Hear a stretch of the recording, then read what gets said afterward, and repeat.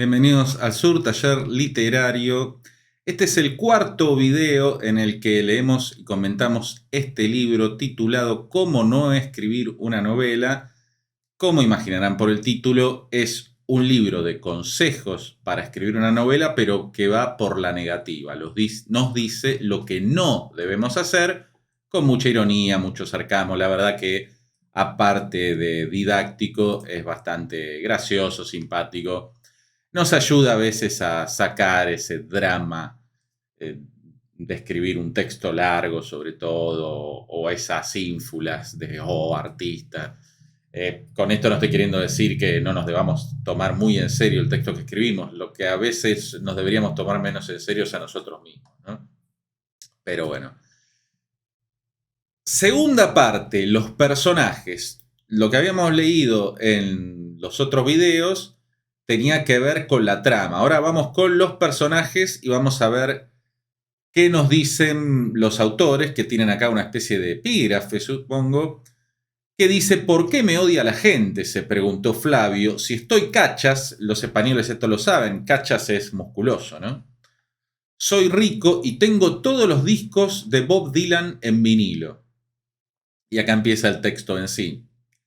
Tal vez, pese a todos tus esfuerzos para sabotear tu trama, crees que tu novela aún es demasiado atractiva. Claro, recuerden que estos son consejos para arruinar la novela, ¿no? Para escribir una novela imposible de publicar. De publicar por una editorial seria, porque las redes sociales, demás, ya sabemos que cualquier cosa es publicable. En ese caso, lo mejor que puedes hacer es salpicarla con personajes aburridos, inverosímiles y desagradables. Vamos a ver qué personajes pululan por el planeta de las novelas impublicables. Muchos de sus habitantes más destacados no tienen ningún rasgo. Se mueven a través de las escenas de la trama de forma tan anodina como un empleado que cobra el sueldo mínimo interprofesional. O sea que trabaja lo justo, no, sin ganas. Incluso puede ocurrir que el protagonista tenga la misma profundidad que un calcetín al que un niño le ha dibujado una cara con un rotulador. Si la trama, lindo símil este, si la trama no se desarrolla en un lugar de trabajo, ninguno de esos personajes tiene que ir nunca a trabajar. Ese es un error típico de quien empieza a escribir. Puede pasar en un cuento, pero por obvias razones sucede más a menudo en las novelas. Un personaje que, por ejemplo, está investigando algo, no es un detective profesional ni nada, pero está investigando qué pasa en la casa del vecino, y el tipo se pone a espiar la casa a las 3 de la tarde, a las 10 de la mañana, a las 9 de la mañana, a las 5 de la madrugada, a las 7 de la tarde, a las 8 de la noche, a cualquier horario, en cualquier momento, y no hace otra cosa que eso. Y el lector en un momento dice: ¿y este tipo de qué vive? Bueno, no sabemos, porque por una cuestión de verosímil, el autor debería haberle inventado un trabajo. Hoy en día podés decir que hace el famoso home office y que lo que sea, hasta podés tenerlo trabajando en casa. Antes, bueno, había que inventar, había que arreglárselas, qué sé yo, de última vivía de rentas y por eso estaba aburrido y espiaba al vecino. Pero eso es muy común. Y también hay que tener en cuenta que si el tipo trabaja tiene un horario, porque si no uno puede decir: sí, trabaja en una oficina, pero resulta que después el tipo está disponible siempre que lo necesita el autor. Bueno, pedirá permiso, alguna excusa. Es el trabajo de la verosimilitud. No tengo un par de videos sobre el tema, sobre la verosimilitud. Y bueno, a veces es el trabajo que quizás no nos gusta, no disfrutamos tanto hacer como otro tipo de desafíos que nos propone una novela, pero hay que hacerlo porque si no el lector se empieza a hacer preguntas como: ¿de qué trabaja este tipo? Y se escapa de nuestros sueños, sale de la hipnosis, diría García Márquez. Y el lector, sobre todo en estas épocas de tanta oferta, tanta industria del ocio, hay que agarrarlo, secuestrarlo, casi como el líder de una secta, ¿no? Secuestrarlo ahí su mente y que no quiera hacer más ninguna otra cosa que leer nuestra novela. Si el lector frena para hacerse preguntas, estamos en problemas. Si la novela no cuenta una historia de amor, practican el celibato. Su edad siempre es materia de conjeturas y nunca se dice nada de a qué clase social ni grupo étnico pertenece. Se sobreentiende que son gente normal. Por ejemplo, se nos dice que el protagonista ha descubierto una red de espías mientras vive una historia de amor con una despampanante bióloga marina en el fondo del océano. Es raro que el tipo la viva la historia de amor en el fondo del océano, hay que aguantar mucho la respiración. Yo he tenido muchas historias de amor cortas, pero no tanto como para no ahogarme de haber transcurrido esas historias en el océano. Pero sigue siendo tan expresivo como una marioneta de calcetín mientras descubre a esos anodinos espías en el fondo de un anodino océano. Claro, el personaje es justamente un papel en blanco, ¿no? Es como esos videojuegos que te permiten diseñar personajes y siempre hay una plantilla que es lo más estándar, eh, impersonal que existe y uno tiene que ponerle cosas, pero bueno, este sería una plantilla. Otros personajes tienen un montón de rasgos que nos explican su personalidad, todos ellos malos. Se quejan de sus esposas, descuidan sus hijos y se pasan página tras página tramando una venganza por un niño desaire que alguien les hizo en el pasado más remoto. O se pasean en una Harley personalizada y están muy familiarizados con todas las capitales de Europa, aunque no se les conoce ningún medio de subsistencia. En el peor de los casos pueden... bueno, ese es otro tema. Antes hablaba del trabajo. También a veces uno por la trama dice, bueno, mi personaje tiene que viajar a Europa, supongamos que el personaje vive en Sudamérica, mi personaje tiene que viajar a Europa, por Europa, para perseguir a esta mujer que le gusta y que está ahí, qué sé yo. Bueno, asegurémonos de que el personaje tenga un trabajo que le permita económicamente emprender tal viaje. Porque si el tipo es un empleado municipal o, no sé, vende helados en la calle, en un carrito, y va a sonar, el lector se va a hacer esas preguntas también, ¿de dónde sacó el dinero este hombre, no? En el peor de los casos pueden ser una actriz llamada Blanche de la Nuit y su mejor amigo es Colita de la Nuit, un gato con una vida apasionante. Los malvados matan, torturan y mutilan con un increíble y sádico regodeo. ¡Ah, qué placer me causa verte sufrir así!, declara el malo ante el niño agonizante, como levantando un cartel, qué malo que soy. Mientras en La Gata Negra, una seductora bailarina de nombre Linda Goodmellow, y que aparentemente solo tiene un par de atributos según la descripción del autor, se siente irresistiblemente atraída por Dick Buenatranca, un programador informático de lo más gris durante días y que durante las noches es asiduo del local. Hay muchas formas inteligentes y probadas para describir personajes sin gracia, sin alma y sin vida. Pero todos los enfoques siguientes deberían bastar para anular el interés que pueda tener el lector por cualquier hombre, mujer o niño que aparezca en tu historia. Recomendaciones básicas sobre los personajes. Una de las tareas más sencillas a las que un escritor debe enfrentarse es describir la apariencia física de sus personajes. En manos de un esforzado autor que aún no ha publicado, esta es una magnífica oportunidad para descarrilar. Hoy en día ya va sin tilde, no importa. Pueden escribirse pasajes enteros con descripciones tan anodinas y con tan poco sabor como el jamón de York en envase de plástico. Con las técnicas que a continuación te exponemos podrás dominar el arte de hablar sin decir nada. El hombre de la estatura normal cuando se describe un personaje en términos genéricos. Algunas descripciones de personajes parecen sacadas de un informe policial. Joe era un hombre de estatura media con ojos y pelos de color marrón. Alan cubría su fuerte constitución con una camiseta y unos vaqueros. Melinda tenía un cuerpo bien proporcionado y un rostro agraciado. Acá esto se combina con el problema del lenguaje formal, que tengo un video sobre eso y otros estilos erróneos del escritor principiante. Las descripciones como estas hacen que los personajes parezcan simples monigotes. Nadie se describe a sí mismo como un hombre de estatura media con ojos y pelos de color castaño. Estos informes policiales por lo general suelen ser acogidos por el lector más bien como si leyera Horacio era un hombre con 2 piernas, 2 brazos y con una cabeza encima del tronco. Un error que hemos visto muchas veces últimamente es el hecho de que los autores, como reacción frente a la abundancia de mujeres de generosos pechos, supongo que serán generosos porque donan a la caridad y ese tipo de cosas, describen a su heroína como una mujer de pechos medianos. Es tanto como decir que esa chica tiene tetas. Claro, pecho mediano no es plano, o sea, pero tampoco es generoso. Digamos que donan dinero, pero menos. Claro, tiene tetas. No son la gran cosa, pero tiene tetas. Claro, hablando en serio, es un poco superfluo. En cierto contexto se puede decir si el personaje es tanto una mujer seductora que tiene un generoso escote y que eso es parte del encanto de esta mujer, pero así como quien no quiere la cosa, describirla como en un informe policial y hablar de pechos medianos, un poco extraño, ¿no? Si quieres decirnos algo sobre un personaje, cuéntanos algo que no demos sentado por nuestro conocimiento de las características comunes de hombres y mujeres.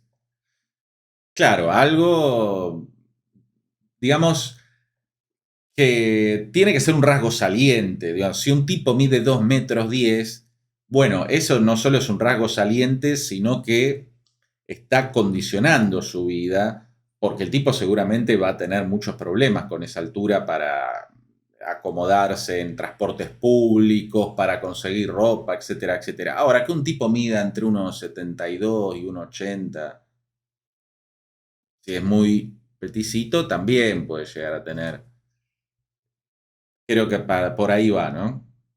Haz hincapié en lo específico de tu personaje. Raras veces se rechaza una novela porque los personajes estén muy bien descritos. Trata de concentrarte en los hechos y atributos que son específicos de tu personaje, y si este es realmente un ciudadano común, describe sus rasgos de forma que se realce lo específico, de un modo que sugiera su personalidad. Marianne no soportaba que, a causa de esa altura, siempre sobresaliese. Juro que no lo había leído, ¿no? ¿De qué color soy? Cuando el personaje se mira al espejo para saber cómo es. Y acá dan un ejemplo. Melinda se detuvo a mirarse al espejo. Una muchacha bonita de cara y con un cuerpo bien proporcionado se reflejaba en él. Tenía unos pechos ni grandes ni pequeños, o sea, medianos. Igual ni grandes ni pequeños, creo que es un pequeño avance a decir mediano. Que se erguían orgullosamente bajo su body. Y esto de los pechos que están orgullosos.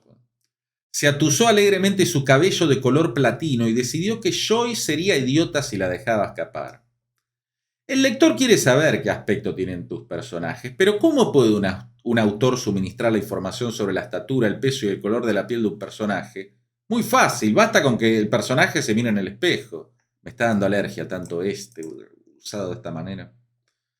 Por desgracia, esto solo es una convención de la peor literatura que da la siguiente impresión. Mirándose al espejo, yo vi a un hombre alto de pelo castaño atrapado en una novela condenadamente mal escrita. Cuando el lector se encuentra con un espejo, lo que ve no es el color de pelo ni el tamaño de sus pechos, lo que ve es ese mechón fuera de sitio, la camisa mal abotonada, el lápiz de labios corridos. La gente no percibe lo que ve todos los días, ve lo que es diferente. Lo de todos los días se lo salta.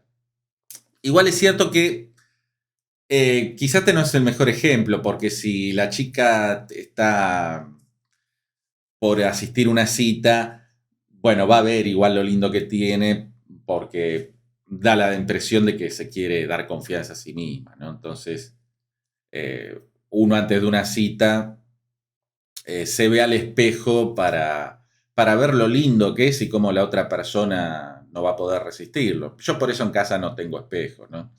Pero bueno, la gente agraciada se da confianza de esa manera. Hacer que un personaje piense sobre su físico no es tan difícil. Cualquier encuentro con alguien del sexo opuesto es una buena ocasión para que un personaje reflexione inteligentemente sobre su aspecto. En el mejor de los casos, el espejo es un desvío innecesario porque el personaje que has plantado delante ya sabe de sobra cómo es físicamente. Puede transmitir esa información al lector sin necesidad de ir a un baño, incluso desde un cómodo sofá. Pero claro, es verdad, uno puede poner al personaje a decir, bueno, yo soy una chica con buenas curvas, lindos ojos, qué sé yo, lengua prometedora, algo así, listo.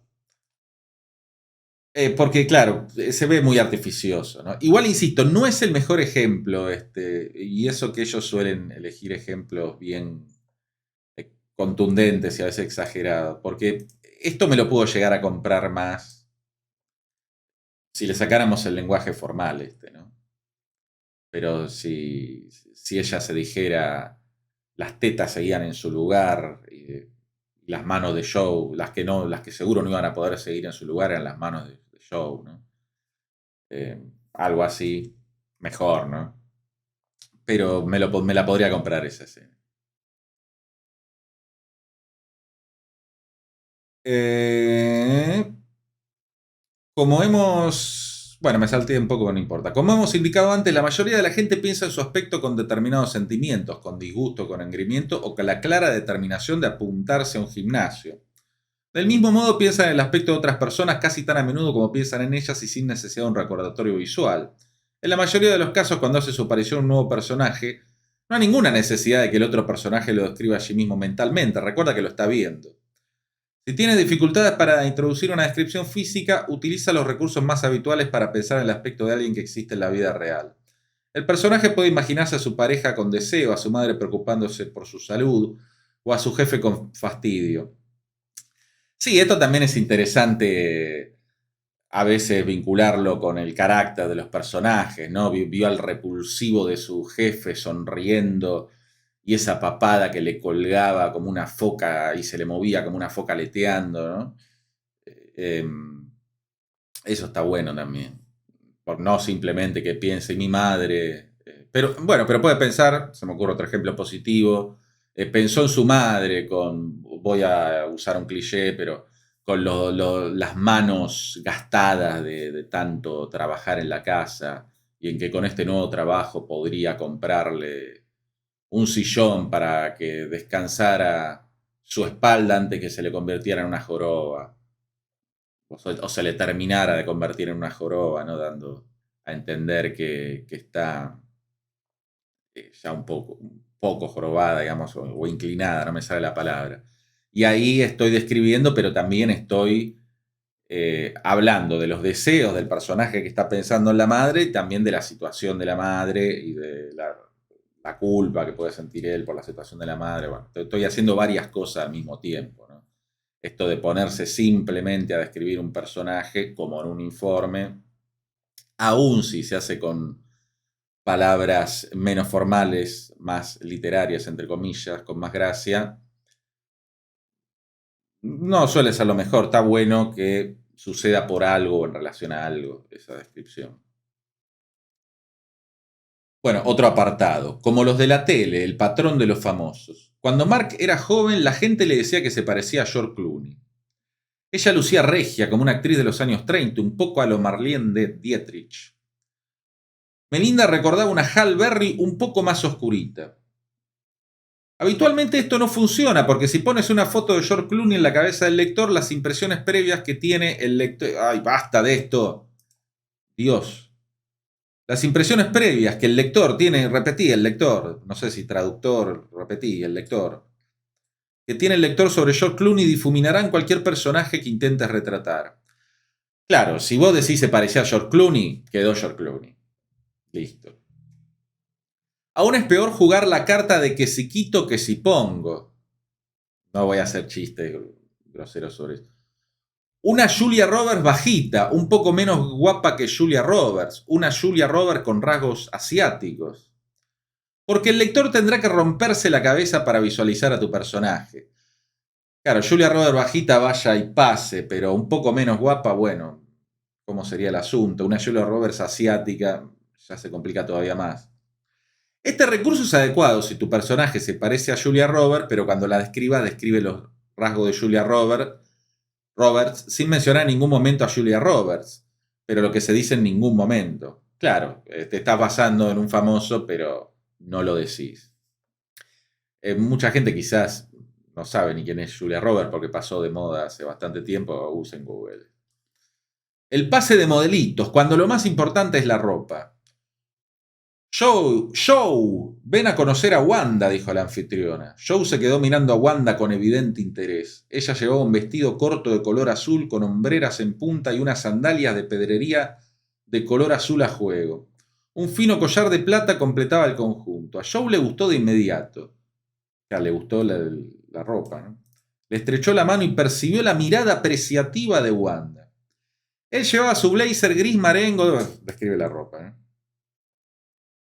Wanda sonríe ante su atuendo, ¿no? No ante él. Aunque la descripción de la ropa de un personaje puede dar claves sobre su personalidad, la ropa no constituye por sí misma un carácter. A menos que estés escribiendo una novela sobre una mujer loca por las compras y el sexo, no hay necesidad de hacer un inventario completo de la ropa de nadie. Una única prenda, unos estilosos vaqueros negros, un finísimo body, nos lo puede decir todo. Un detalle bien escogido siempre es más efectivo que una exhaustiva descripción. Sí, esto creo que se podría aplicar no solo a la ropa, sino a la mayoría de las descripciones. Conociendo a nuestro héroe, ¿y si ella fuera un vegetal como hay tantos? Bueno, antes de que nuestro héroe se lance a esas aventuras que la guardan, queremos saber un poco más sobre él. ¿Qué deseos le mueven? ¿Cuáles son sus debilidades y puntos fuertes? ¿Está casado? ¿Vive en una estación espacial? ¿Es un psicópata criminal? Los novelistas que aún no han publicado suelen creer que en un personaje hay cosas mucho más interesantes que todas estas martingalas. Un día normal, cuando los detalles cotidianos no dan suficiente vida al personaje. Joe, seguimos con Joe, se levantó a las 7 y tostó un panecillo de cebolla que untó con queso fresco. Leyó The Wall Street Journal mientras desayunaba. Luego se encaminó hacia su Lexus y condujo a una velocidad ilegal hasta su gimnasio. Primero hizo un poco de ejercicio en las máquinas de cardio training y luego levantó pesas, trabajando sus pectorales y sus tríceps. Tras una refrescante ducha salió del gimnasio y llegó a su trabajo 5 minutos tarde. Como todas las mañanas dijo hola preciosa a su secretaria, quien como siempre se rió y le respondió será bribón. Se metió en su despacho e inició su rutina mientras admiraba la misma vista de bla bla bla de todos los días, bla bla bla, y puntual como un reloj, bla bla bla, empezó a darse cuenta de que su vida no era más que una sucesión de acciones sin ningún significado. Este tipo de escenas suelen prolongarse a lo largo de 3 páginas, describiendo cada elemento de la rutina diaria de Joe, desde las bromas con el kiosquero hasta su local favorito para comprar comida china para llevar. Caer en el error de describir un día normal puede deberse a 2 razones. La primera es el sincero deseo de plasmar una vida con todo lujo de detalles. La otra es que el autor piensa que la rutina diaria de Joe va a revelar su personalidad. Pero menos cosas nos permiten conocer el alma de un hombre que saber que come tostadas para desayunar en vez de unos huevos pasados por agua. El resultado en ambos casos es que el lector tiene la impresión de estar ante una larga lista de tareas. Si el lector tiene suerte, Joe tiene una novia, la cual también tiene ciertas rutinas. La solución para un día normal es sencilla, usa la tijera. Claro, acá podría haber cuestiones interesantes que están escritas de una manera muy sosa, adrede, ¿no? Porque así son estos ejemplos. Pero el hecho de que vaya al gimnasio, que conduzca más rápido de lo permitido, que le diga preciosa a la secretaria, bueno, nos dan un poco ahí, nos dan detalles de la personalidad de él, pero claro, no es necesario contar todo, ¿no? Los niños hacen perder los papeles, cuando demasiadas cosas se basan en la infancia de un personaje. La madre de Joe era una guapa meteoróloga que su padre llevó al altar después de un apasionado romance, pero para cuando llegó Joe su amor se había convertido en odio y siempre se oían discusiones a voz en grito en la cama de sus padres. A medida que Joe creció fue asociando el miedo que sentía durante esas discusiones a gritos con la idea del matrimonio. Bueno, a veces es confusa la prosa. Quizás pensó mientras se ponía sus sandalias y miraba la playa donde Betty se estaba acercando nadando. Esa era la razón por la que era reacio al compromiso. Poco sospechaba Betty que esa inocente salida a la playa iba a convocar todos sus fantasmas sobre los amores malogrados. Pobre Betty. ¿Cómo podía ella sospechar que Joe era prisionero de las redes de su infancia? En este libro el autor aún buceaba más en los problemas de... Claro, porque ellos están hablando de ejemplos concretos, porque se dedican a la revisión de... Son editores, creo. O algo así, pero se dedican a la revisión. Creo que lo comenté en el primer video. En este libro el autor aún buceaba más, o sea, más de lo que pusieron en el ejemplo, en los problemas del pasado de Joe, describiendo sus inseguridades y la vergüenza de su primera experiencia sexual, y relatando pormenorizadamente la reacción de Joe frente a la muerte de su abuela en un trágico accidente con un bibliobús, y todo ello para explicar por qué Joe es como es, o sea, una pescadilla que se muerde la cola, casi leo pesadilla. Sin embargo, el lector no tiene ningún interés en averiguar el enigma de por qué los hombres son reacios al compromiso, o por qué aún neuróticos, tímidos o violentos. Pon aquí un adjetivo a tu elección. Salvo que sea Norman Bates, por ejemplo, ¿no? Que tenía algunos problemas más graves que ser reacio ya no solo al compromiso, sino a la interacción muy cercana con mujeres. Además, al obrar así, el autor corre el riesgo de entrar en un bucle. Si debemos saber que las raíces de los miedos de Joe se hunden en un desgraciado incidente en una acampada con su padre y el párroco de su congregación, ¿no deberíamos saber también qué le pasó a ellos para actuar como lo hicieron? Claro, todo el mundo tendría que tener un perfil psicológico, una historia que de algún modo justifique cómo son. Ciertamente a los personajes se les puede dar un pasado, pero la relación entre ese pasado y la historia que cuenta la novela y el comportamiento del personaje debe ser algo más compleja que la psicología del perro de Pavlov. Supongo que todos conocerán lo del perro de Pavlov, si no, Google. Y recuerda que los autores que aún no han publicado suelen estar mucho más interesados en el pasado de sus personajes de lo que suelen estarlo los lectores. Demasiado bueno para ser verdad cuando el autor se excede al hacer simpático un personaje. Melinda disimuló una mueca de preocupación cuando vio al vagabundo sin techo en las escaleras del metro. ¿Sería suficiente con $5? Decidió que tendría que serlo, todavía tenía a su hermana a su cargo y su madre aún podría necesitar esa operación a corazón abierto. ¿Cómo podría trabajar más horas aún en su duro trabajo? Melinda siempre trataba de mantener el buen humor de sus compañeras de trabajo. Siempre tenía a mano una broma o un comentario amable. No sé qué haríamos sin ti, decía siempre Esmeralda con su acento salvadoreño. Y todas las chicas de la cadena de montaje asentían con la cabeza en señal de conformidad. Ya me cae mal, Melinda. La gente perfecta es muy aburrida, esos tipos son odiosos por la sencilla razón de que son mejores que nosotros. Y sobre todo, porque las personas perfectas no existen. Los personajes deben ser tan majos, simpáticos, como lo es la gente común en la vida real. Si los hacen más virtuosos de la cuenta, el lector medio los odiará o se partirá el pecho de risa. Sí, yo esto lo he visto también en otros sentidos. Por ejemplo, un personaje que es absolutamente sensible, pero que está deprimido, que quizás no es simpático, pero es alguien que contiene sus sentimientos. Y bueno, que es un evidente trasunto del autor, una especie de, ahora no me acuerdo cómo se llama esto de cuando el autor, que se hace incluso en series de Disney, de Hollywood, cuando el autor se pone a sí mismo en la obra. Pero bueno. Los personajes deben ser tan majos como es la gente común en la vida real. Si los haces más virtuosos de la cuenta, el lector medio los odiará o se partirá el pecho de risa. Cosas que el lector no soporta en un protagonista. Bueno, esto está un poco exagerado, ¿no? Que reflexione. Que esté leyendo un libro de uno de tus autores favoritos. Que le gusten nuestros músicos preferidos y se haya leído todos los librillos de sus discos. Que sea un escritor, músico, pintor, cantautor frustrado. Que conduzca un curioso coche de época que ha puesto nombre. Como el de la novela esta de Stephen King. Me olvidé el nombre. Bueno. Pónganme. Christine. Que sepa hacer una tortilla con los ingredientes más inesperados. Que tenga los ojos verdes. Que sepa beber. Que no tome ninguna sustancia estimulante, que lleve una vida de bohemia. Esto es un poco más o menos, estaba pensando cuando hablaba de lo anterior, ¿no? Que cada año pase una temporada viajando por la India, que ya no viaje cada año a la India porque aquello se ha vuelto demasiado turístico, claro, ya es mainstream. Que sea un estibador de puerto amante del arte. Este tipo de cosas las hablamos con Juan von Sauch, voy a pronunciar mal su apellido, autor de la novela La pájara.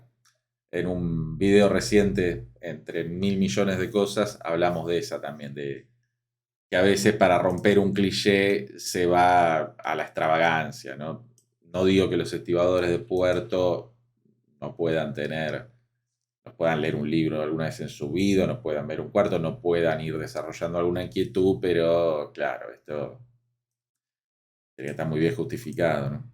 Que a pesar de ser un pianista de conservatorio sea buen amigo del estibador. Que su novia sea su mejor amiga, que su novia le ayude desinteresadamente en sus investigaciones detectivescas, que su abuela sea la persona más enrollada que ha conocido en toda su vida. Esto hay que tomarlo como exageraciones, pero bueno, no está tan alejado de la realidad, digamos. No hay que tomarlo como que, por ejemplo, esto, que reflexione, bueno, depende de lo que reflexione, ¿no? Michel Houellebecq tiene novelas con personajes que reflexionan, pero claro, lo hacen con una malicia maravillosa. El vikingo vegetariano, cuando el autor practica la corrección política. Dios. El caballero Rogain se rascó la barbilla y sopesó lo que su amada Indinavir acababa de decir. Parecía que ella se rebelaba a aceptar el limitado papel de madre y esposa que la sociedad le había reservado. El propio Rogain muchas veces había cavilado que el sexo femenino era el más inteligente. Su madre era una mujer sabia que conocía el uso de todas las hierbas y que le había enseñado a respetar los usos y costumbres de los marineros de piel oscura que llegaban a sus costas, cuya cultura matriarcal predicaba el respeto por todas las criaturas y cuyos barcos estaban diseñados siguiendo con gran cuidado y mimo las pautas de lo que en aquella lengua oriental llamaban Feng Shui.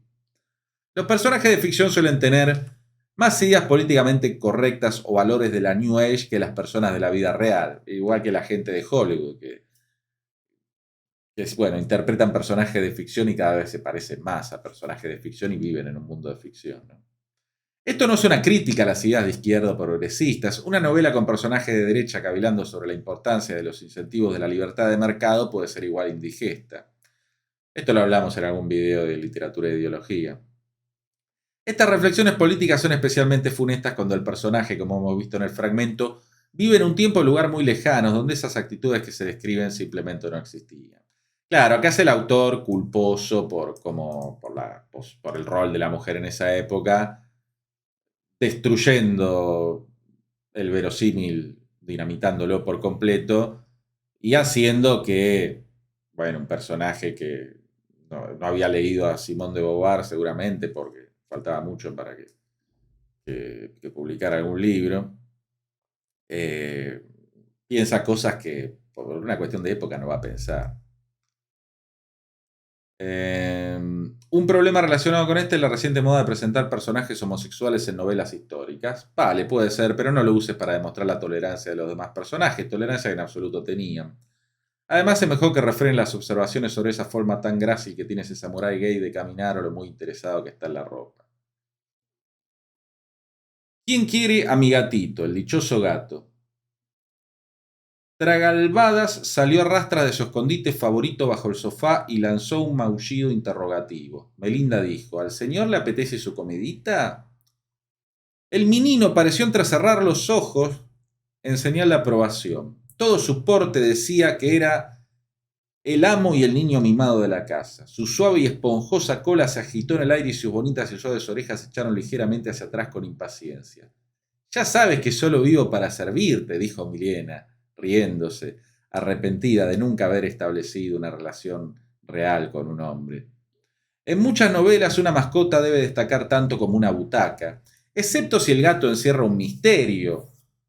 O el hurón, bueno, el ejemplo más obvio que se viene a la cabeza, el gato negro de Poe, ¿no? O el hurón o el rollizo cerdito juegan un importante papel en la trama, seguramente ambos pueden desaparecer de la historia.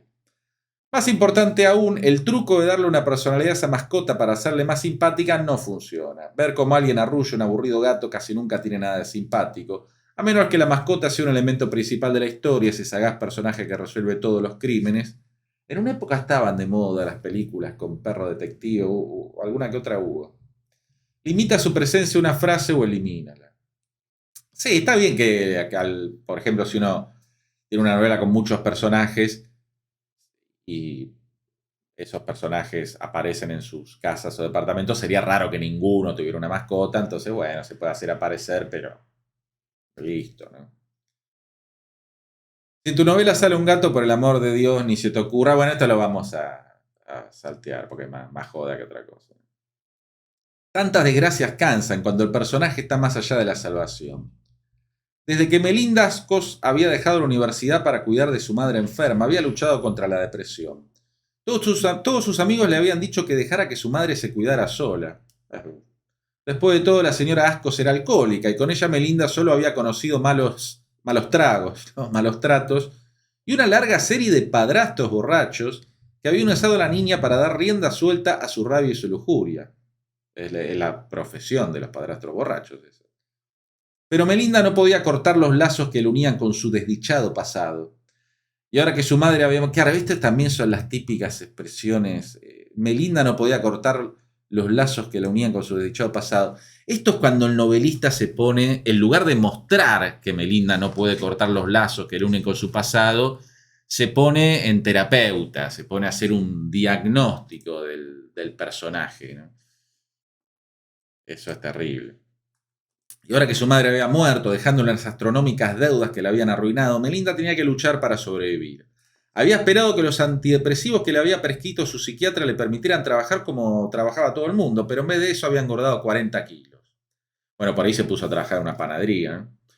Los personajes de una novela deben tener serios problemas, pero un solo personaje no debe tener todos los problemas conocidos por la humanidad. Claro, pues se pasa a la risa, ¿no? Seguro ahora dice algo por el estilo, porque termina siendo cómico. Esto no significa que tus personajes tengan que ser guapos, con éxito profesional, que estén muy satisfechos con su vida. Los lectores pueden identificarse con un protagonista que es un desastre o un tontorrón, pero si el personaje siempre acaba fracasando sin remedio, identificarse con él se convierte en una pesada carga. Un chico solitario y picado de acné lo suspende todo en su instituto y recibe una paliza cada día que va a su casa. Bueno, ¿a quién le apetece volver a ver cómo le pegan otra vez sin un atisbo de esperanza? Sin embargo, si ese mismo chaval conoce un misterioso desconocido que les promete los secretos del poder en el capítulo 1, los lectores seguirán leyendo para ver cómo los matones reciben su merecido en el capítulo 10. Claro, el personaje puede tener todos los problemas del mundo, pero que ese sea el punto de partida, el estado inicial del personaje, digamos, ¿no? Ahora, si está durante los 10 capítulos recibiendo palizas y sufriendo así, hasta que, no sé, en el último quizás acepta que se pegue un tiro, ¿no? O acepta de alguna manera, no sé, se hace budista y dice... Pero ya el lector se fue. Para cuando uno escribió eso, el lector se fue. En cambio, eso podría ser... digamos que la serie Breaking Bad tiene algo de eso. A Walter White no le puede ir peor, tiene una enfermedad terminal, sus alumnos lo tratan como un imbécil, lo encuentran en una situación humillante, se burlan de él, con la mujer está pésimo. Bueno, y todo eso no solo no perjudica la historia, por el contrario, le da mucho más potencia al cambio que después va a tener él, que no solo es un cambio en su situación, sino un cambio en su personalidad, que en realidad ese cambio en su personalidad termina provocando ese cambio en su situación. Bueno, estoy expresando mi sexualidad, cuando la naturaleza sexual de un personaje anula sus otras cualidades. Joe se quedó boca abierto cuando la secretaria se agachó sobre la papelera. Su falda le marcaba todo su delicioso pandero. Iba a tener que machacársela después, lo sabía. Joder, ¿cómo podía un hombre tan caliente? Pensó en el nuevo número de Hustler. Hustler era una vieja revista, para la gente joven que quizá no lo sepa. Era como Playboy, pero un poquito más picante. Que tenían casi que ya había tenido más uso que la mayoría de sus novias. Él, la protagonista, no debe masturbarse ni comérselo. Lo dudo en decirlo por YouTube, como dije varias palabrejas seguidas de esta. Bueno, espero que no me hagan problemas. No debe darse amor a sí mismo ni comerse con los ojos a un desconocido en los primeros capítulos. Los lectores saben que la gente tiene necesidades de esta índole, pero si lo primero con lo que se encuentran son esas necesidades, pensarán que eres un individuo de lo más grosero. Bueno, Bukowski empezó el libro Mujeres, si no me equivoco, de esa manera, pero claro, el personaje de Bukowski era de lo más grosero. Esto no quiere decir que el público lector sea muy moralista o unos estirados. Ellos ya saben que todo el mundo se da amor a sí mismo, tiene pensamientos indebidos sobre los culos de su colega de trabajo, etc. Incluso están al corriente de que la gente hace pipí y popó. Pero si lo primero que hace un personaje es defecar delante del lector, este pensará en él desde ese momento como yo acá hubiera traducido por cagador, qué sé yo, más que cagón. Bueno, porque cagón acá en Argentina es cobarde. En determinadas circunstancias muy especiales, un héroe de heroína sexualmente hiperactivo funciona muy bien. Es lo que pasa con James Bond, por ejemplo, y en las novelas de Jackie Collins. En estos casos la atracción siempre es mutua, la promiscuidad normal y parte de la magia que hace que se vendan esos libros. También funciona con autores como Philip Roth o Martin Amis, que a veces se centran en las obsesiones sexuales de sus protagonistas, por lo general cómicamente, para ilustrar sus tribulaciones psicológicas. Tengo un video en el que hablo de Roth. De Amis recomiendo el libro de Rachel, su momento me gustó mucho. Después alguna otra novela de él la abandoné. A Roth lo he leído bastante y con mucho placer. Pero, y esto es muy importante, ambos escriben obras literarias. Aquí sí que si no quieres escribir novelas literarias, bueno, los norteamericanos tienen esto de novelas literarias y no literarias, qué sé yo. Se refiere a artísticos, podemos pensarlo así, ¿no? Novelas artísticas. No escojas esta opción. Por si fuera poco, este material es muy difícil de trabajar, pues combina dos técnicas que ya son muy difíciles por sí mismas, las escenas sexuales y el humor. Los novelistas nobles pueden esperar unos resultados similares al del esquiador novato que decide estrenarse en la pista del diablo a la vez que intenta afilar cuchillos por primera vez en su vida.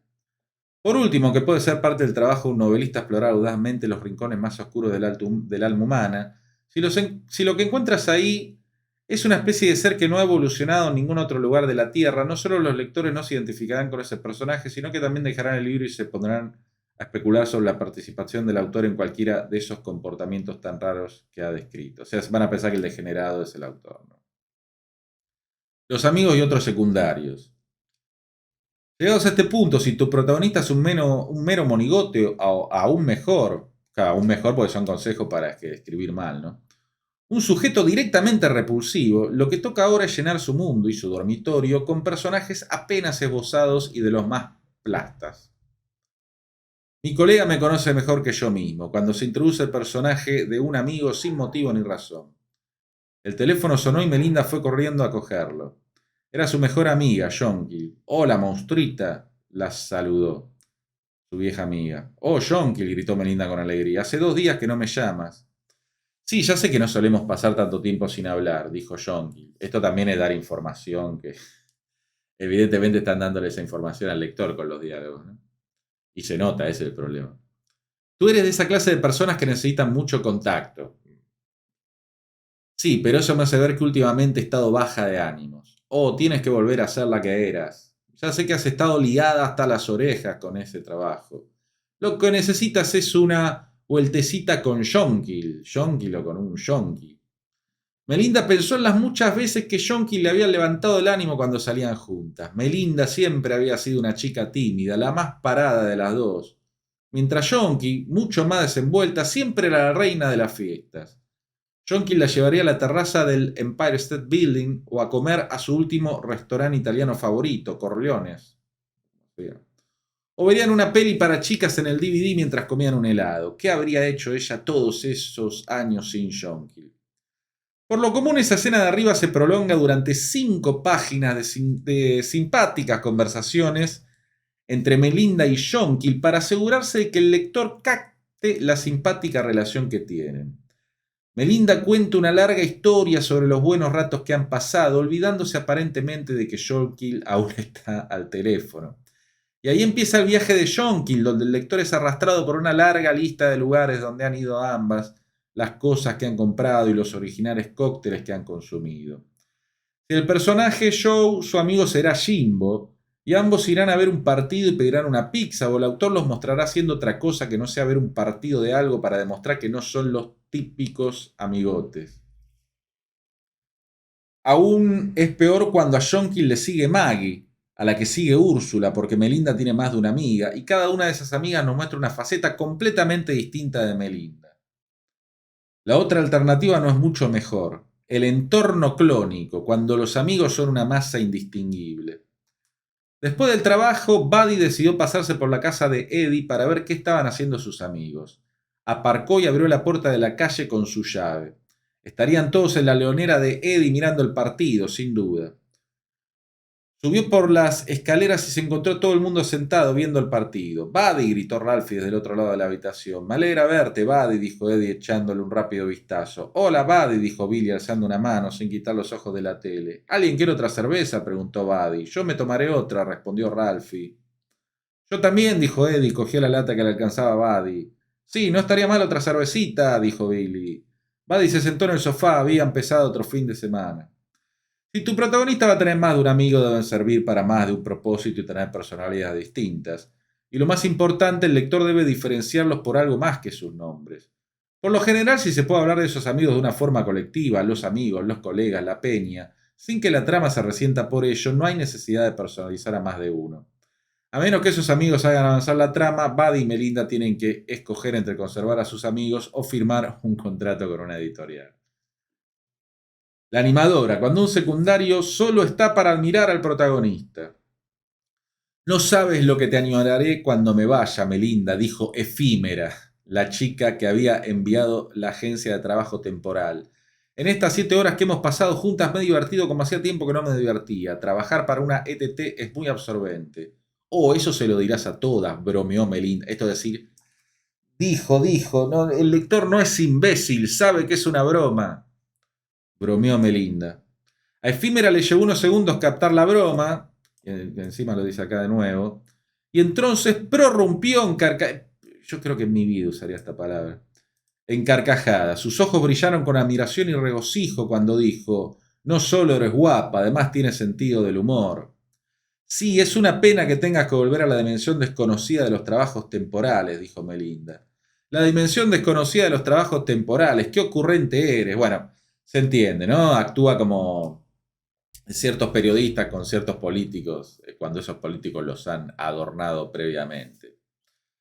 Aquí el autor, como no sabe conseguir que su protagonista sea realmente ingenioso o que haga comentarios verdaderamente profundos, se vale de un personaje fugaz tan fácilmente impresionable que parece tonto, o tonta, dice, porque en este caso es un personaje femenino. Este raro es una variante de los gnomos de los calzoncillos. El autor sabe qué clase de persona quiere que sea su personaje, pero no se toma el trabajo de convencer al lector. Haciendo que otro personaje le ría las gracias, no se consigue que el diálogo sea más divertido. Los personajes como Efímera a menudo aparecen en tramas tan onanistas como una muñeca hinchable. Ante esto el escritor tiene 2 opciones: puede trabajárselo más o dejar que ese personaje sea lo poco divertido e inteligente que realmente es. Claro, lo que dice es que es un truco, además de chapucero, cutre, berreta, como le digan en su país, poner un personaje solamente para que admire a otro y diga que el otro es inteligente cuando realmente no lo demuestra. Además de un truco barato, no funciona, porque si un personaje dice algo que no es gracioso, por más que otros 10 personajes se rían, es más probable que pensemos que esos 10 que se ríen son idiotas o tienen la risa demasiado fácil, a que pensemos que el personaje es gracioso, y así con cualquier otra virtud, ¿no? Una multitud sin rostro, cuando aparecen un montón de extras que se desechan por el camino. Cuando llegó al picnic, Alex, el hermano de Neil, fue el primero en acercarse a ella y darle un cálido abrazo con sus fuertes brazos de irlandés. Detrás ella pudo ver a sus primos, Max, Betty y Lucy, con su prima segunda, que también se llamaba Lucy, y al gran danés, que también se llamaba Max. Qué lío de nombres. Cuánto me alegro de verte, dijo Alex, separándose de ella con una amplia sonrisa. Alex vivía en Delaware y era una alegría siempre que venía a la ciudad. Mamá, papá, dijo Neil cuando los vio. Ellos los saludaron con la mano y fueron hacia ella, pero pronto los abordaron Mitzi, Bitsy y Ramona, las trillizas por parte de padre. Neil realmente amaba esos picnics en los que se reunía con toda la familia cada verano. Casi le hacían olvidar que trabajaba como detective de domicilios en el peor barrio de Baltimore, aunque no del todo. El caso MacGyver, la serie, le vino a la mente en ese momento y volvería al día siguiente cuando se sentara frente a la mesa de su despacho. En la vida real las personas se llevan bien con su familia y pasan muchos ratos con ella siempre que pueden. Bueno, no siempre, pero no siempre se llevan bien, digo. Si quieres que tu personaje sea así, piensa antes que tu libro va a entrar en nuestras casas y tienes que ser un huésped educado. Cuando invitamos a alguien a casa no esperamos que se presente con toda su familia. A menos que una persona tenga realmente un papel en la trama, el lector no necesita conocerla. Al igual que un gerente de la pequeña y mediana empresa no necesita gente que no haga nada en tu novela, por más que sea un familiar muy cercano. De la misma forma, es innecesario introducir una madre o un padre, habitualmente mediante el recurso de una larga conversación telefónica tipo ¿qué? ¿Cómo os va todo?, para demostrar que el protagonista, como todos los mamíferos, tiene un padre y una madre. Me he enamorado de una Barbie cuando el amor no es precisamente profundo. Joe dejó que sus ojos se demoraran en sus brillantes ojos azules, su piel perfectamente bronceada, su larga melena rubia. Melinda podría haber sido modelo si no fuera por sus enormes, aunque perfectos pechos. Sus brazos eran esbeltos y del color del oro, sus piernas largas y bien torneadas. Por un lado recordaba a Scarlett Johansson y por otro a Angelina Jolie. Solo que mejor. Joe nunca pensó que pudiera sentir tanto amor. Claro, no es amor, Joe, es otra cosa. Esas cosquillas que sentí, fíjate que no son en el corazón, son más abajo. Muchos amores de novela son de lo más superficial, con los personajes masculinos los ojos azules como el mar suelen ser un indicio revelador. Con los femeninos desconfía de una larga melena rubia. Y sí, porque puede ser Thor o Conan en lugar de una mujer. Conan era rubio, no me acuerdo. En una película, cuando aparece Scarlett Johansson y el macho de la manada inmediatamente cae rendido de amor por ella, entendemos perfectamente la reacción del chaval, del muchacho. En una novela solo vemos el mismo tipo de letra que hemos visto en todas las otras páginas. Claro, una Times New Roman no es tan sexy como Scarlett Johansson.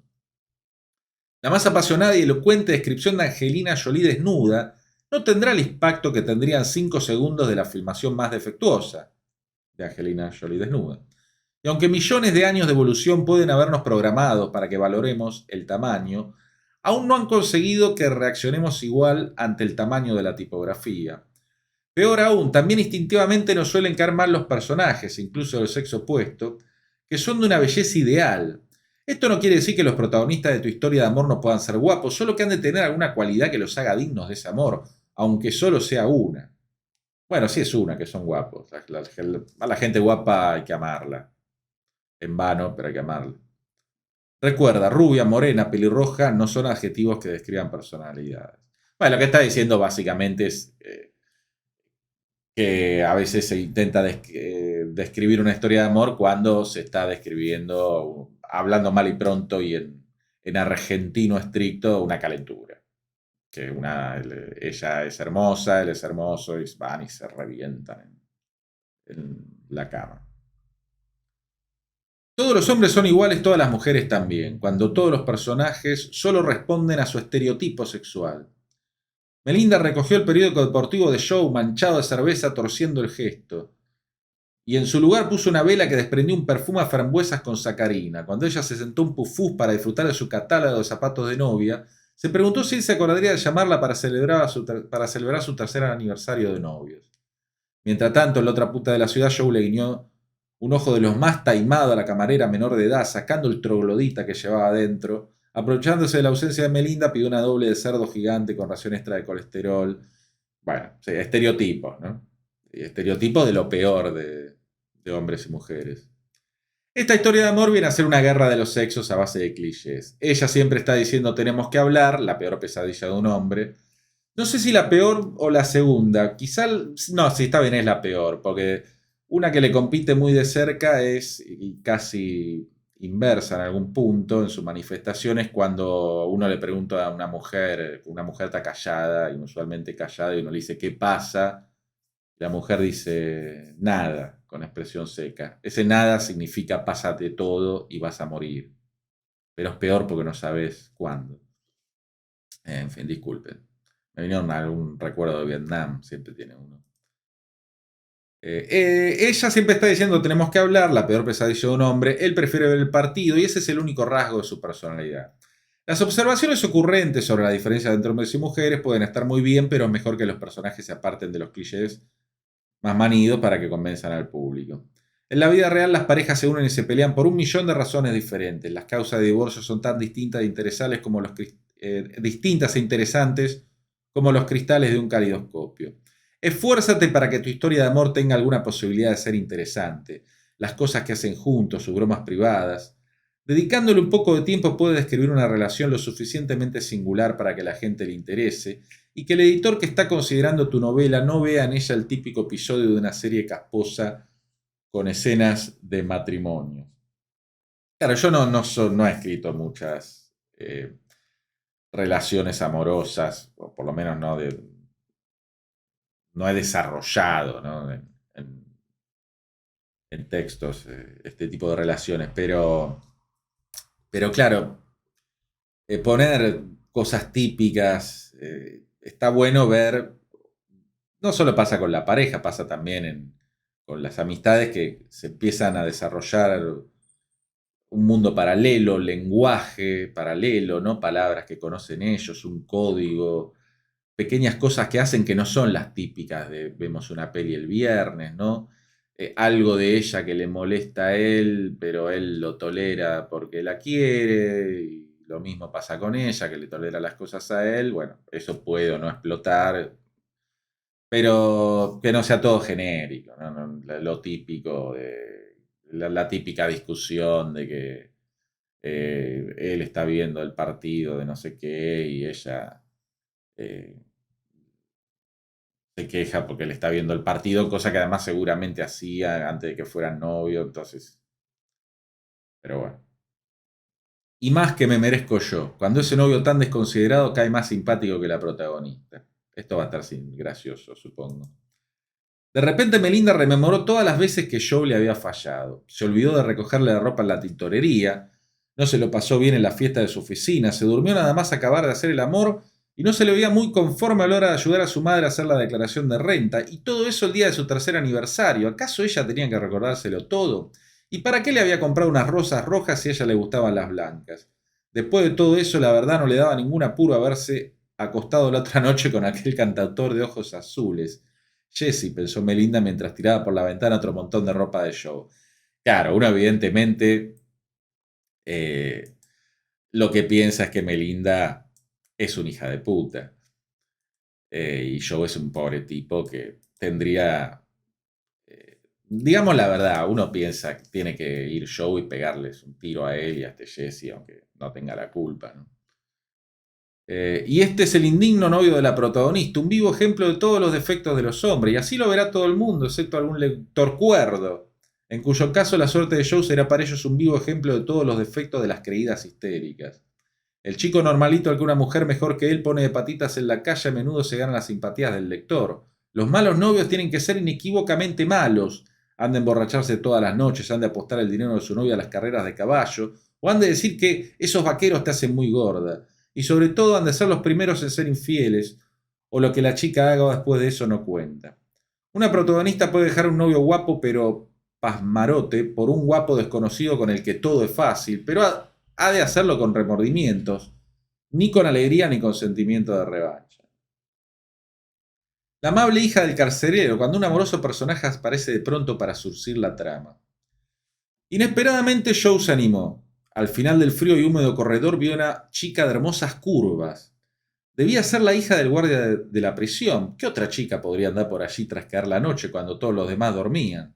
Bueno, si estás en una cárcel, sobre todo en una cárcel argentina, pasa mucho, ¿no? Fíjate si es realmente una chica. mm, Hay que palpar un poco porque puede llegar a venir con arma incorporada. Ella se lo quedó mirando con aire culpable. Hola, bonita, dijo él. ¿Habla conmigo? Dijo tras detenerse con un mohín de timidez. Ambos rieron. Bueno, no estaba hablando con Jean el zumbado, el psicópata que está en la celda de enfrente. Ahora está muy oportunamente dormido. Oportunamente, susurró ella. Por la forma en que ella le dio la cabeza, Jean supo que la anilla con llaves que colgaba de sus macizas caderas y la propia moza pronto serían suyas. La propia moza. Sacarse de la chistera una de estas afortunadas casualidades como soluciona los problemas del protagonista es un truco muy habitual en las novelas de espías y de misterios, y que también se usa para animar los pasajes más plomos de las novelas experimentales, que sería de Virginia Woolf sin sus escenas de la hija amable del carcelero. Pero los escritores deben tomarse el trabajo de que ese personaje con el que va a haber una historia de amor aparezca unas páginas antes de lo que suele hacerlo la amable hija del carcelero y su irrefrenable amor, ya sea un amable cajero, un amable cirujano plástico o un amable maestro de artes marciales. El enamorado ridículo cuando la protagonista se conforma con poco. Melinda observó sus chupadas mejillas, su arrugada camiseta de Mr. Spock, su dermatitis. Cogió su sudorosa mano entre las suyas y suspiró. En el pasado ella solo había reparado en su tartamudez, en su torpeza, en su patológico miedo a las luciérnagas, en su risa nasal, en sus zapatos con alzas, en que era el monstruo deforme del circo, en su cuerpo. ¿Por qué no había sabido apreciar lo que había tenido delante todo ese tiempo? Ay, yo sueño con una chica así. Todas esas noches que habían pasado hablando sobre sus problemas con Peter, él había estado suspirando por ella, comprendió ahora.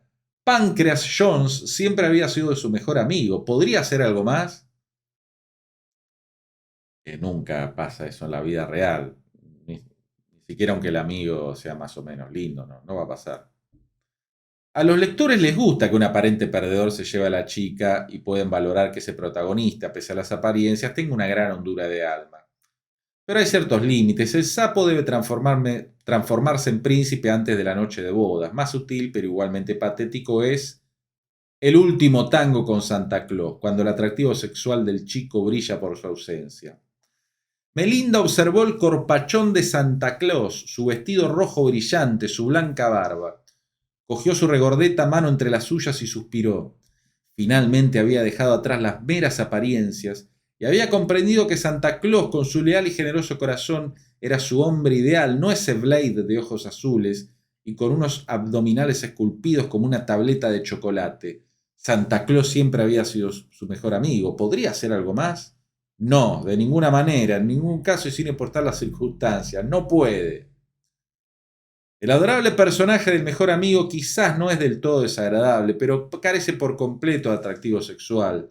En muchas novelas en las que él es el que acaba consiguiendo a la chica al final de la historia, el novelista siempre procede a masculinizarlo de una forma más o menos sutil. Esto puede hacerse mediante ligeras pinceladas, como hacerle cambiar un sofá de sitio, poniéndose del lado de la heroína gallardamente en una discusión, o sencillamente haciendo que vaya dejando caer comentarios inteligentes durante un partido de fútbol. Estos sutiles trucos pueden complementarse con una táctica más encubierta, como un corte de pelo más favorecedor y que la heroína gradualmente vaya cambiando sus sentimientos, es decir, mediante cosas que se pueden ir cocinando en el curso de varias escenas. Hasta hace poco la versión femenina de este personaje dejaba su trabajo, empezaba a mirar a los niños con anhelo y acababa entendiendo que ese chico siempre sabía que era lo mejor para ella. En la versión más reciente de esta versión, ella solo tiene que perder 40 kilos y aprender a ver su belleza interior, esa que Raúl puede ver. En el ejemplo de Santa Claus, supongamos que Melinda empieza a conocer mejor a Santa Claus y descubre que era un antiguo boxeador que tuvo que competir en travesías por el Polo Norte tras algún triste incidente en el que un hombre resultó muerto. Su verdadero nombre es Rodolfo Casanova. Entonces, cuando su secreta pasión por ella empieza a surtir efecto, Santa Claus comienza a perder kilos y deja la bebida. Su elegante traje rojo es reemplazado por unos vaqueros hechos polvo y una vieja sudadera. Y justo antes de ese beso que le hará verlo todo claro a Melinda, Santa Claus afeita la barba. No es necesario convertir al mejor amigo en un recio semental, pero sí debe ser atractivo en algunos aspectos, no solo infundir confianza y seguridad. Ya tenemos bastantes relaciones de ese tipo en la vida real. Bueno, y ya terminamos con el apartado de los personajes. El camino al cubo de la basura está empedrado de buenas intenciones.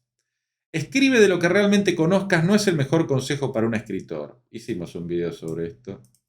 Pero nosotros hemos visto cuántos problemas surgen cuando los escritores se alejan demasiado en sus escritos de lo que conocen, ¿no? De personajes en este caso que conocen. Priscila, la reina de los clichés. El mejor amigo homosexual es un personaje muy tradicional y de lo más conveniente. Los personajes gay suelen proporcionar el punto de vista masculino, la perspectiva femenina, un hombro sin ningún riesgo en el que llorar, un hombro en el que llorar sin ningún riesgo. Si no, parece que el hombro tiene riesgo de dislocarse. Un personaje principal de mente abierta y muy sofisticado. Sin embargo, la mayoría de ellos son ideales para plasmar diálogos afectados, inteligentes y maliciosos con una intención humorística. Por desgracia, muchos escritores primerizos parecen pensar que después de dejar claro que ese personaje es homosexual, los diálogos inteligentes vendrán solos. No va más allá de los meros juegos de palabras basados en el género gramatical de las palabras o de las críticas desdeñosas a otros personajes sobre su escaso gusto para la ropa o la decoración, tipo, qué espanto. Estos muy noventas, no sé, no recuerdo la verdad en la literatura, no lo sé, pero sí en cine, el personaje homosexual tenía que ser o un artista, ¿no? Profundo, atormentado por su hipersensibilidad, o todo lo contrario, alguien ultra frívolo que eh, solamente pensaba en ropa, en cuestiones cosméticas. Esta segunda variante funcionaba muy bien para la comedia, ¿no? La primera que se solía usar para películas más dramáticas, digamos, hoy da un poco de vergüenza ajena. El gran jefe Ojo de Águila políticamente correcto. Este personaje no caucásico solo aparece en la novela para brindarle al protagonista la oportunidad de hacer gala de lo liberal que es en cuestiones de raza. Es típico que este personaje no tenga ninguna otra cualidad aparte de su identidad étnica y que no desempeñe otro cometido en la historia. Bueno, los podría leer lo de Disney, bueno, no les interesa, obviamente. Acostumbra a ser demasiado predecible y suele provocar unos resultados opuestos a los deseados. Mi mejor amigo es, en este caso el personaje no caucásico está sospechosamente próximo al estereotipo racista. A veces se parece mucho a un estereotipo racistas y otra, seamos honestos, no es más que un estereotipo racista sin ningún paliativo. Lo peor es cuando este estereotipo se combina con el gran jefe Ojo de Águila políticamente correcto en un único personaje. Esto suele derivar en un personaje blanco cuyo único cometido es defender la discriminación positiva y un personaje negro agradecido por tanta comprensión. Y eso que este libro tiene sus años, creo, pero cada vez vamos a para peor con esto. Para empeorar las cosas, el personaje que representa esa minoría racial se siente extrañamente unido al protagonista blanco, ya que él es como si fuera uno de los suyos porque lo entiende. Sí, señorito, usted no es como los demás, señorito. Piensa globalmente, compra en tu barrio. Un error no menos infeliz se da cuando intentas demostrar la hondura y el buen corazón de un personaje sacando de escena una tragedia que no tiene nada que ver con la trama para que el personaje reflexione sobre esa catástrofe. Un titular en el kiosco de al lado de Tiffany's captó la mirada de Gloria. Se detuvo a leerlo sobrecogida y abrumada por la compasión que le inspiraban las víctimas de esa hambruna, tsunami, guerra, la última tragedia recogida por los periódicos. Qué dura es la vida. Nos encantan las buenas intenciones, pero mejor envías un cheque a esa gente y vuelves a escribir tu historia. Las tragedias de los demás, sobre todo si son reales, harán que cualquier cosa que les pase a tus personajes parezca irrelevante. Bueno, ya después viene el episodio, digamos, de los malvados. Si ustedes siguen interesados por estos videos y ponen me gusta, se suscriben, ya saben, todas esas cosas. Mi nombre es Alejandro, esto es El Sur, Taller Literario. Nos vemos la próxima.